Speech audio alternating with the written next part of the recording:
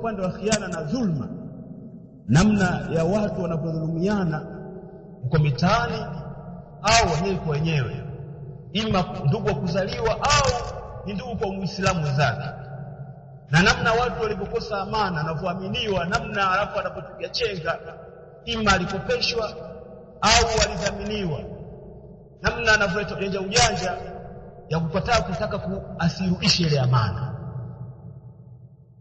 Kwa hiyo ni tahadhari kwa wale Waislamu wote wameaminiwa kwa namna moja nyingine. Allah anawataka watu wao warudishe amana kwa wakati waliopangiana au kwa muda ambao walikubaliana.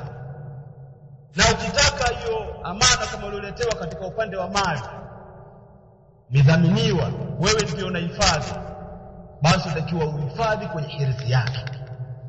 Wanachuoni wanasema mafukaha, kama kitu ambacho kinastahili kukaa chumbani, basi kihifadhi chumbani.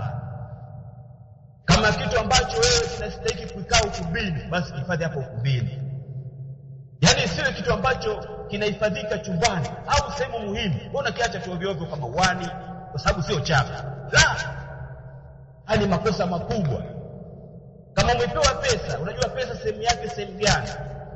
Kama kwenye wallet unaificha vizuri, basi ukipewa amana ya mtu ya pesa ifiche vizuri kama pesa yako.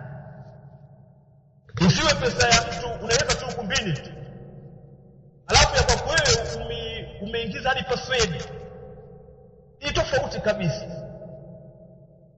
Na inaonyesha wewe kama utaki na maana hii amana kuhifadhi, kwa nini ulikubali? Yaani kuipokea, leo usikatae. Au kama wewe uliona pengine uwezi kuirudisha, kwa nini ulikubali na maana? Muamala huo au kazi hiyo, kumbe kuna uwezo huo, kuna ahalia katika upande huo, kwa nini ulikubali?